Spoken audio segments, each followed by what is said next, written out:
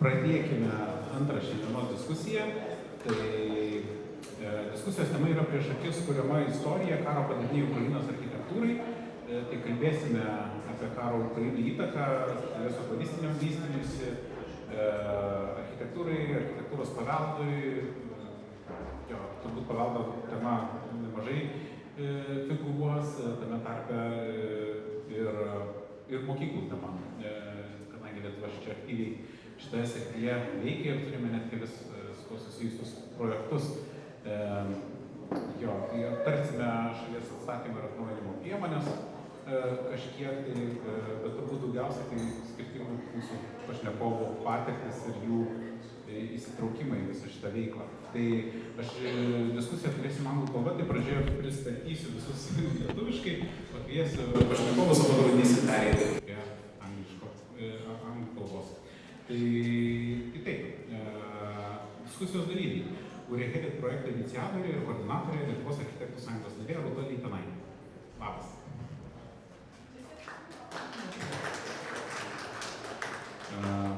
Antroji pašnekovė bus architektė Rebuild the Wonderful komandos narė Eglė Kliučinskaitė.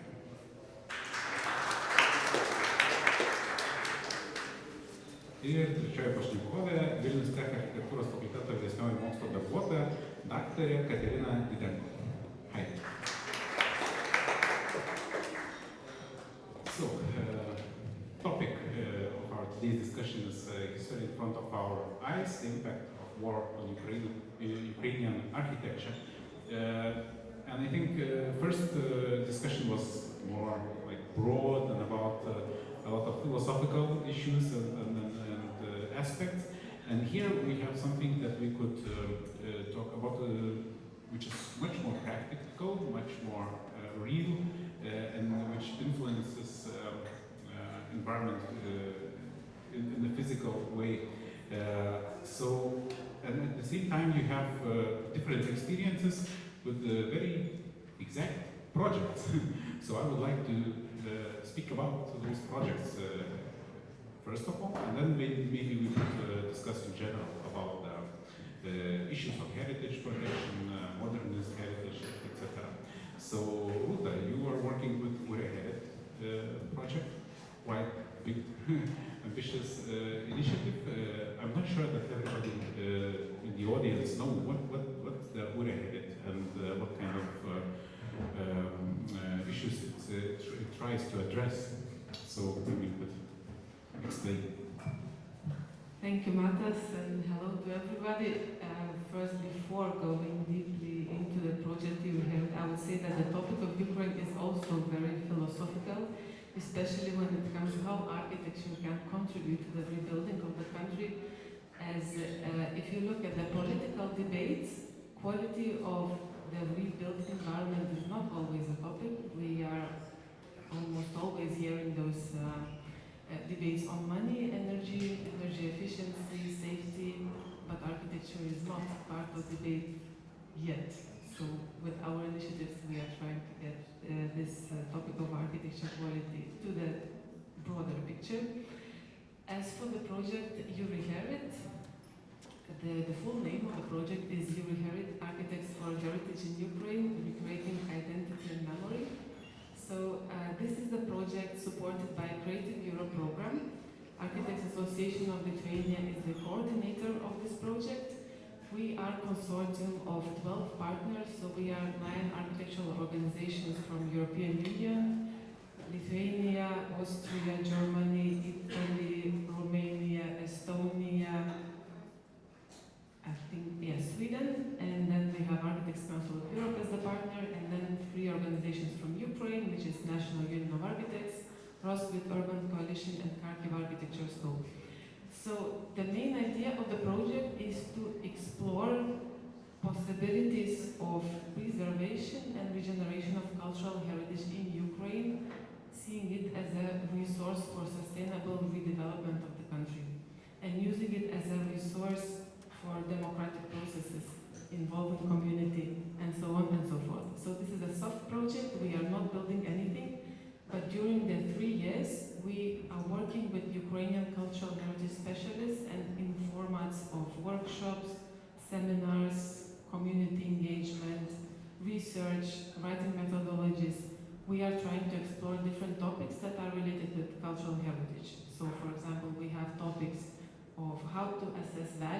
of cultural heritage, and that applies also to modernistic heritage.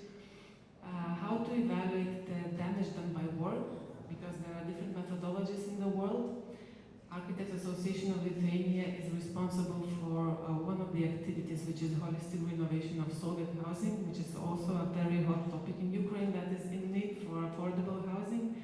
Then we have topic of architectural design competitions, topic of technologies and heritage, and in the whole program we have also a bachelor program run by Kharkiv Architecture School on sustainable redevelopment of cultural heritage, and then continuous professional development courses for architects professionals. So we have 24 architects that are going around Europe and learning things.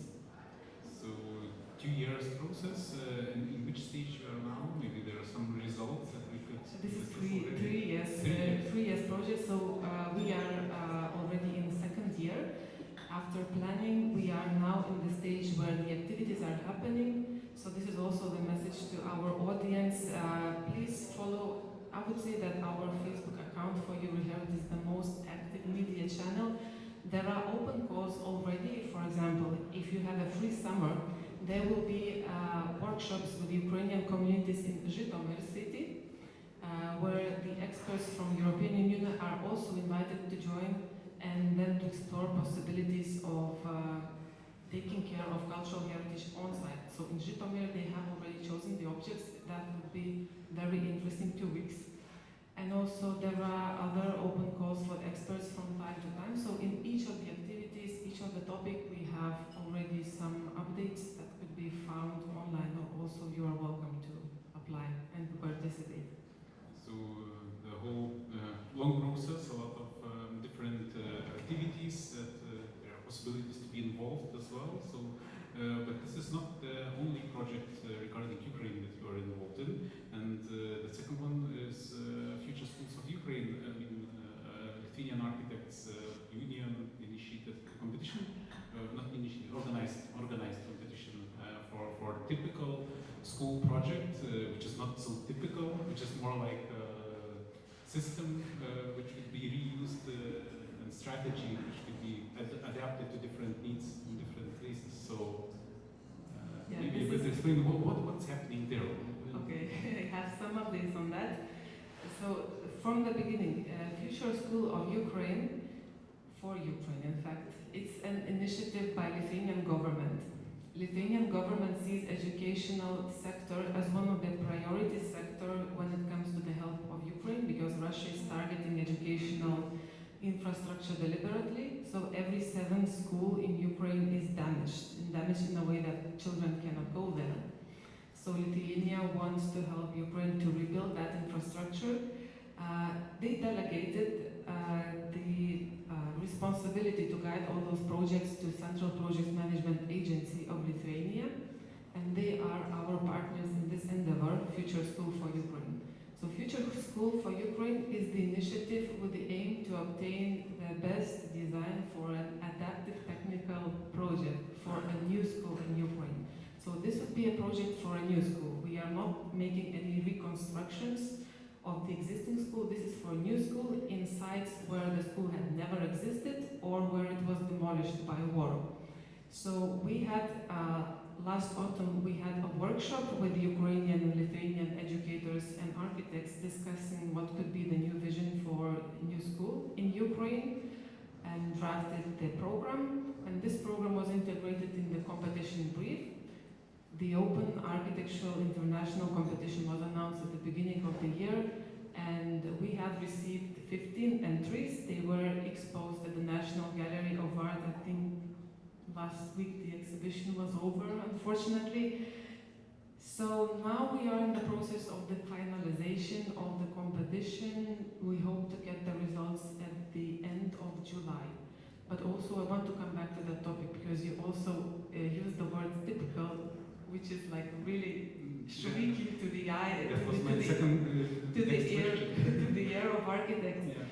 So when we started our discussions with the Central Projects Management Agency, they said, Rūta, please let us know a Lithuanian architect who could make a typical project of a school in Ukraine.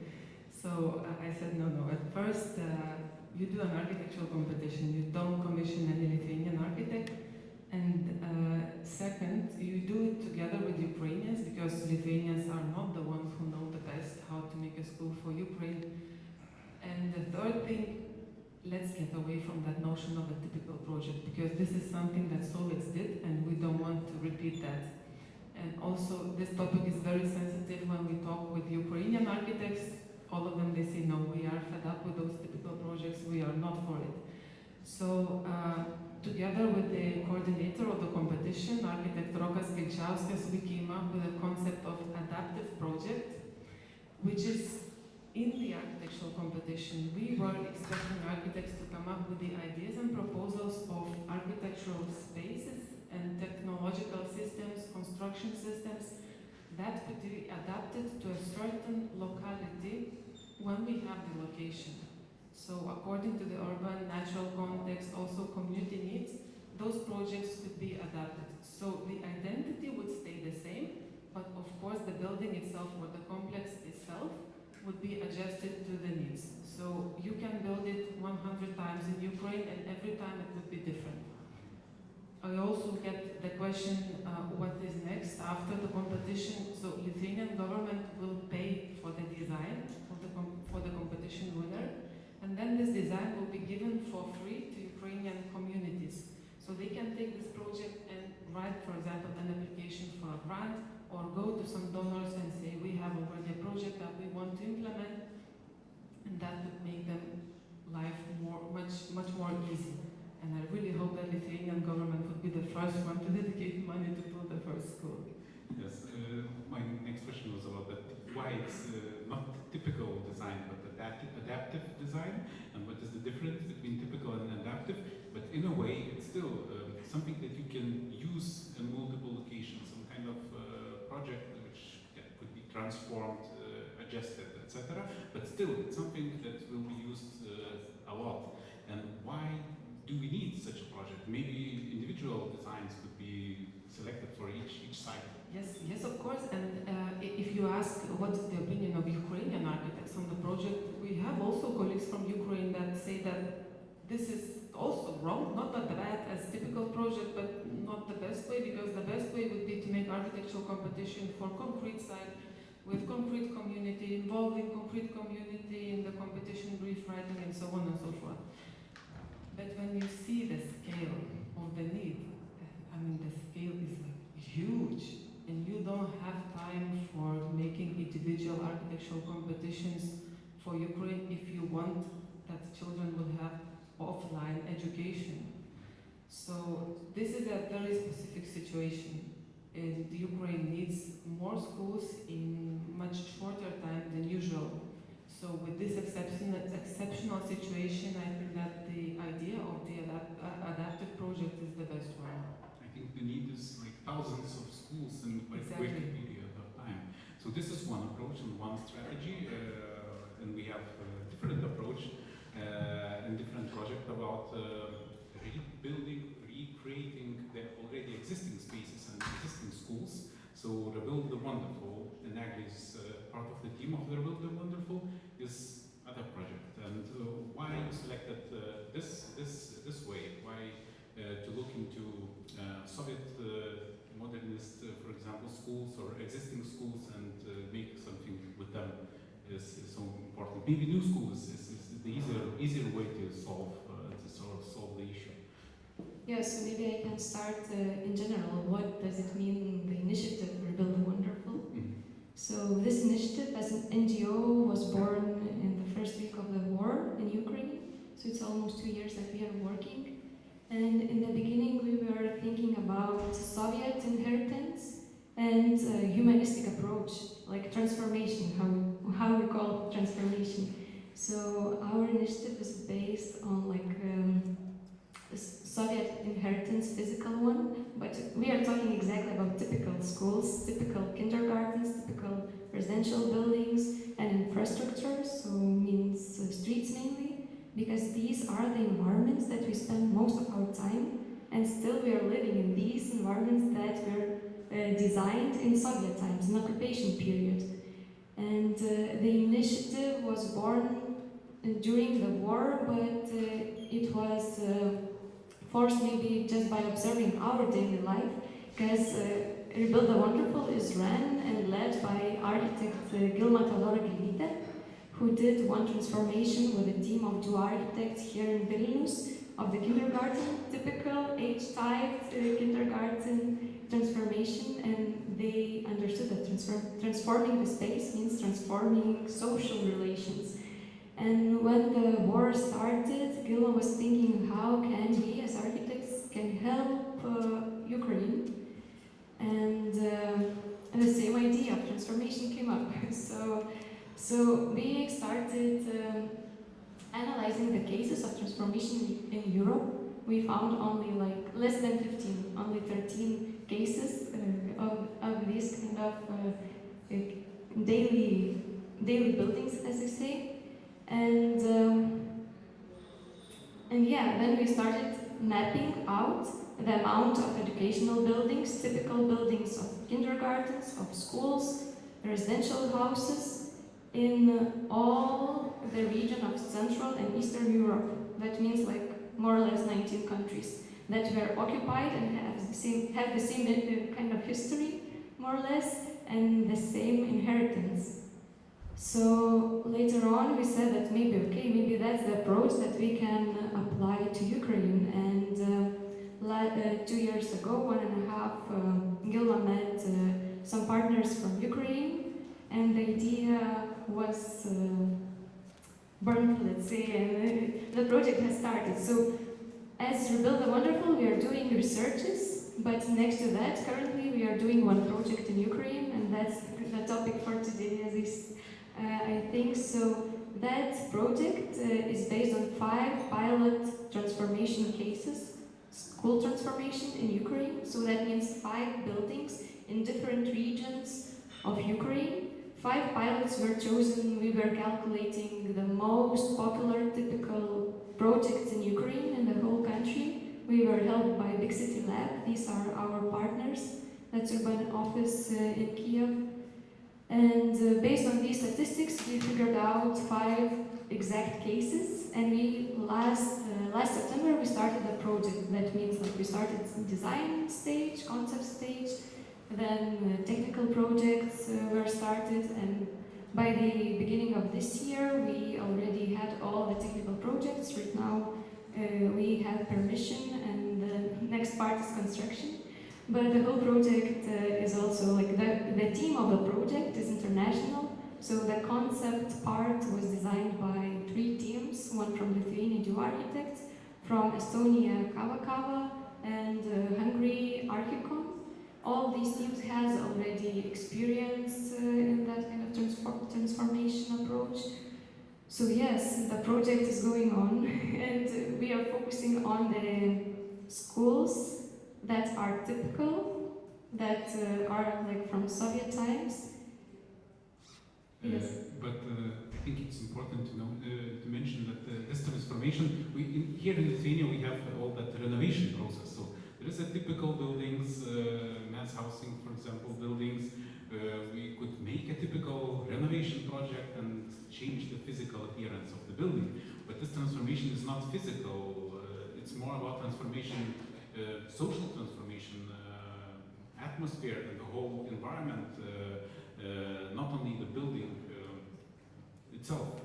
Yes, true. We try to avoid the word renovation, because in Lithuania, like recent 30 and a bit years, we were just renovating, keeping the same buildings, just making better like insulation and other properties of the building. But transformation, by saying transformation, of course, we mean spatial transformation. That means that you still have some physical intervention, but the main goal is that spatial transformation causes social transformations. So, for example, the same case, kindergarten in Padariniai in Vilnius. Just one simple example, when the window in between the kitchen and the common gathering space of children was installed, the cooks became kind of seen, watched by children anytime and without any restrictions, let's say, and how it changed the relation between the community of kindergarten. Later on, like some kind of interventions to create a common courtyard, which became like a meeting point of the neighborhood. So by saying social transformation, I mean developing new relations between users, between community, between neighborhoods, and these buildings, they can be upgraded to that. You have a list of rules that should be applied to this design, yes? Rules, maybe that's quite a strict word to call them rules, but yes, during last year when we were developing 5 concepts, nearby we also developed 12 principles that should be followed in order to create a concept. But they are like guidelines, they are not rules, because when you call them rules, maybe that becomes like a typical project, but it should be adapted to local needs. And yes, but the guidelines, the principles are based mostly, part of them they are spatial. For example, one of the most important, I would say, to create common gathering spaces. Let's imagine like Soviet kindergarten or school. Of course we have entry hall, of course we have event hall or canteen, but usually these places are locked. You can get here just like for certain events, certain celebration. And that Soviet schools, kindergarten spaces, they don't have common space where you can spend your time, when you can meet other children, you can meet teachers. So the same with the corridors, they are usually just transitional space that you usually don't even meet anyone. Just go quickly, just remember your kindergartens or schools. I think the memory is quite similar. So yeah, a bit more multifunctional space. I can go through all, but maybe these are the key ones. Also integration in the environment, how you enter the school. Usually Soviet schools, they are landed in the island and surrounded by the fence, which means that it's like the territory is usually somehow distant. So in our principles we also have that public square in front of the building, how to bring the city closer to the building, to the school, to the maybe not kindergarten. Right now we were focusing on schools. So yeah, these principles, how to make school which teaches child to be more aware, more conscious, more free. So these are the qualities that Soviet architecture, typical Soviet architecture, really miss. So one of the issues, infrastructure for education. With UREHERIT, we already touched the topic of architectural heritage and problems with this as well. So I would like to come back to this issue and ask Kateryna, as architecture historian, researcher, you are working on these topics as well, about architectural heritage in Ukraine, and you came from Kharkiv and wrote a monograph about architecture, their architectural heritage. So how you see the situation with buildings of value, of architectural value, and how to deal with them in current situation? Yeah, I would like make some reflection after two Yes, of speeches. course. Yes. So the one provocative things I would like to say that after the war, not after the full invasion, but after 2040s, our architect became more consciousness about our heritage and so on, because there are a lot of initiatives before this 2024 were organized in many non-governmental organizations, and they shown the result. And another thing that I would like to say, that we need to somehow to strengthen our architectural community and make it more influential. I don't say that we don't have individuals or persons. We don't have this strict community architecture and it influences. And another thing that of course it's important to create new building, to construct but we have a lot of these legacies, heritage, which was built in Soviet times. And it's a huge part of these legacies in our cities, in our towns. And we need to manage with this, even if they are not damaged. So we can't leave these buildings in the way they are now. And yeah, so, and coming back to your question, so yes, actually now me and my colleagues from Ukraine, and which are not in Ukraine right now, we are documenting our heritage. And most of this heritage is modernist heritage. First, we in Ukraine we like call it first wave and second wave of modernist, but it's like early constructivist buildings and complexes, and of course these large housing estates. And it is the issue in Kharkiv, where a huge territory of our northern Saltivka is damaged, and we don't know answers now. We don't have what to do with these territories, just to damage it, or what to do, how to rethink it. And this is, I guess, the main question. But without documentation, we don't have an opportunity to rethink it. So we need to document it, and we are working on this. And of course, we need to have good specialists. And me and my colleagues, we are working on courses, lecture courses, and we're giving students lectures and giving them practices how to manage with the heritage and with this difficult heritage as well. How to explain authorities, for example, or our people, or just general public, how to explain the why we need to conserve it. And you know, sometimes it's quite difficult because a lot of initiatives would imagine monuments and so on. It's like self-popularization for some people. And general public, they don't understand that, and we need to increase the consciousness about this, of course. And I guess that a lot of our non-governmental organizations, like say Kyiv Modernism and so on, they working on this and they give this information.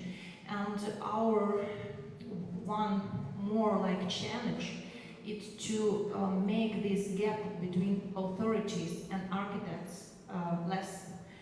Because of course we have a lot of initiatives, a lot of research, a lot of projects, but when we come to our authorities and tell them, okay, let's do like this, or let's think about this. So it's in more cases, in most cases, doesn't have any like outcome. And this is I guess the same problem about which I told. It's like we need to strengthen our architectural community. Strengthen architectural community, but I noticed one thought that you mentioned the need politicians, authorities to work together and to listen. And my question for Eglė, maybe from your experience working on the project, do you see any differences how institutions and people involved are working, for example, in local context in Lithuania, in our context, and there? Do they have some different approach towards need to change and create a better environment? Yes, I haven't mentioned, but the project that we are developing in Ukraine is fully supported by Ukrainian government, and that initiative is pretty strong from the Ukrainian side. It's not just our intention to rebuild and to transform the schools there. So in that way, I would say that we are really pleased with and amazed, I would say, even with the approach of the politicians, who are really far-seeing. Like the approach is a really far-reaching approach. How they want to learn from the professionals, from the foreigners, architects. They want to collaborate. Yes, maybe when we started, of course, like technical project, we have adaptation architects in Ukraine. So the collaboration between international teams and local Ukrainian teams was super close. And that gaps, how to work, how to communicate the ideas, how to exchange the ideas. It was a challenge, yes, in a way, but it was also a growing process, I would say, educational process in a way for the professionals. So getting back to the general approach, I think that Ukraine is like a really role model how to seek more, how to think about the future now and choose the further step, let's say. So I don't know, our team is really inspired by this approach.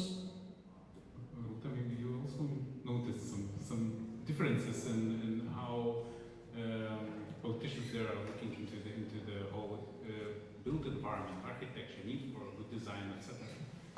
Okay, before I answer your question, just to add to Kateryna's comment, a little bit of data on what is happening with cultural heritage in Ukraine, not only with modernistic, but with the older one as well. So the recent analysis of UNESCO, so the data coming from May 2024, so very recent data, 384 cultural heritage sites are damaged by Russians.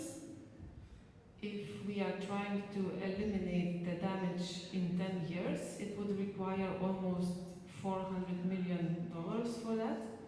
So you just can't imagine the scale on how Russians are destroying cultural heritage. And of course, this data comes from probably not occupied territories, because you cannot document the damage where the Russians are, because they will shoot your drone down. So you can imagine that probably the damage is triple to these numbers. And also when it comes to the situation on how to deal with that on the ground, we also know that men are called to the war. So the ones who were working in cultural heritage field, they are now in army usually. So these are mainly women that are working. And of course, as in Lithuania, the wages are not the highest ones, so they are really short in staff. Even, when it comes to making a photography of damaged building. So they call for the initiatives for community, and as far as I hear from colleagues from Ukraine, that people are really engaged. So like in the war times, they are really feel attached to their cultural heritage, so they go and they try to fix things and they try to document everything, and they do it unprofessionally. So they do it with danger to their own lives. And also when it comes to the documentation, this data is not the real data, in fact, that you can use. So this is the problem of gathering data, or the quality of data and documentation. So that was one of my comments. And now going back to your question, the situation is ambiguous, I would say, because you can get very different signals from Ukrainian politicians. When we are in public discussions, the workshop with like live translation, conferences, then of course Ukrainian politicians are really willing to collaborate, and they want European practices to be adapted to Ukraine. And they even said, when I had a question for the Future School of Ukraine, I asked the representative from the Ministry of Infrastructure, what happens if our project doesn't correspond to the current law of construction for the schools in Ukraine? And he said, we need good examples. You just give us good example and we change the law. So this is mostly the ambience, but when it comes to reality, then the architects told me, don't hurry, because it could take 2 years for them to change the law. And although some politicians are really well intentioned, when you look at the situation, how do they change? It's like I don't know, the flower blooming and then dying, because the Minister of Culture is changing every 3 months. Then we had the head of the Restoration Agency, who was a very popular person in Ukraine, who was the father of Maidan. He resigned 1 week ago. So what we lack at the sphere of politics is the consistency. You start to work with one partner and then suddenly that person is gone. We also complain in Lithuania that we train our politicians, we explain about the quality of architecture, and then in 3 years, we have the elections and they change and we have to start from the scratch again. In Ukraine, the cycle is like 3 months, 6 months. So probably this is the main problem. So situation is not so simple. Your previous answer was about some need also to work together and collaborate. I would like to move to Kateryna and ask how you see all these initiatives from different countries, not only Lithuania, to do something and to rebuild something, because I think important aspect is to work together. Then sometimes you have to learn some skills, how to listen, how to understand the local context, and maybe sometimes it's even impossible to know the local context and to learn it. You better just ask the locals about this. And you had quite critical opinion about Norman Foster project, for example, initiative for Ukraine. So maybe you could explain how you see these initiatives as well. Maybe you see some problems and some lack of understanding or involvement of locals, for example. No, as I work about the situation from inside, so I know people who are working with Norman Foster, and they are quite good architects, quite experienced architects, and in one perfect moment, it became not possible for them to communicate with Norman Foster because of the specific of our authorities, because they found another architect, and he communicated with Norman Foster. So you know this gap, again about this gap, because the choice is not because of profession, some skills, but because of another reasons, you know. And it's not the reason about the outside initiatives. It's great to have experts outside to learn from this, from them, and to have this support and help.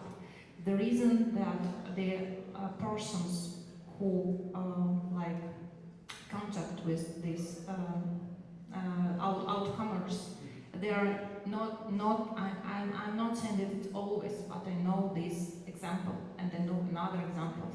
Sometimes it doesn't work. So we need to strengthen our architectural community, just to make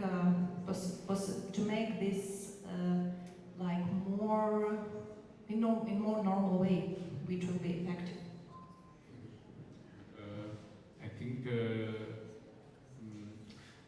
all our projects are all these projects mentioned are trying to work that with the local context, involve different experts from different countries, from Ukraine as well, be included in the process as well. But maybe we have something to learn from this and to use in our context as well. Because I think, for example, educational spaces is a very important issue in Lithuania. We have a lot of design projects now in VILNIUS, for example, designing a lot of schools, etc. So maybe we can bring something from this process back and use here locally. And as well with the architectural heritage, I think we have a lot of similar issues and a lot of discussions about some monuments, some public spaces in the city. But of course, the scale in Lithuania is much smaller, and our issues comparing to Ukraine is not that sensitive. But still, we have a lot of things that are a bit similar, and we could learn from them. So maybe for Eglė and Rūta, what could we reuse in our local context from this, from your experience? Yes, I'm thinking that this idea of transformation is really important to us, to Lithuania, but not only Lithuania and Ukraine, but the whole Central Eastern Europe. That's the idea that can be adopted in our country, but somehow it's still really hardly develops here. It's been like since the first transformed kindergarten, it's been 5 years, if I'm not mistaken. So I think that Ukraine can become kind of a showcase, a pilot how this idea works in our case, and replying to the comment about exchanges, I'm thinking that architects who come from this Central and Eastern Europe, they have that awareness and consciousness to Ukraine, to the context in Ukraine and to the architects in Ukraine. What does it mean to work with the occupied, what does it mean to work with the buildings built during occupation period, to be in occupation period? That's really different. What does it mean to work with countries from like more Western Europe part? So that's what we also noticed, and that's why, for example, Rebuild the Wonderful, we unite architects who have that experience and are from this background. So that's why I think that these kind of collaborations between this Central Eastern Europe and Ukraine are really important. And getting back to the general what we can learn, I think we can use the same principles, the same guidelines that we focus in Ukraine here in Lithuania. Okay, maybe for example the first principle is safe school. Right now in Ukraine each school has to have the shelter, but maybe in Lithuania, of course we don't know, maybe also we need that shelters each school, but that's additional. Yes, I said that I thought. But maybe we also can transform that safety in other ways, safety in social, psychological aspects, getting back to the other discussion. So these principles, they are really suitable to our context, to our country, just what we can also learn, that courage to do something. Of course, Ukraine is at the point when they have to take decisions and they have to act now, the war forces. But yeah. And regarding architectural heritage, maybe there is already some things that we could learn and use in our local context. From the UREHERIT. I will answer that, but then first I will continue what was said. Yes, I totally agree that Ukraine now is a test bed, and as Monson says, if you can make it there, you can make it anywhere. In fact, it's not that directly, because Ukraine is now really open to big experiments. We are in European Union, so we are really bureaucratic. I'm not that optimistic that we can have this scale of experiments here, but anyway, if we can prove that one pilot can work in Ukraine, it would be much easier to convince our own politicians and society that we can have this kind of, transformation experiment or whatever in Lithuania or other European countries. What we can maybe not learn, but what we can get from this situation, I think that when a tragedy happens, then like-minded people, they are tending to get together, and this is what is happening.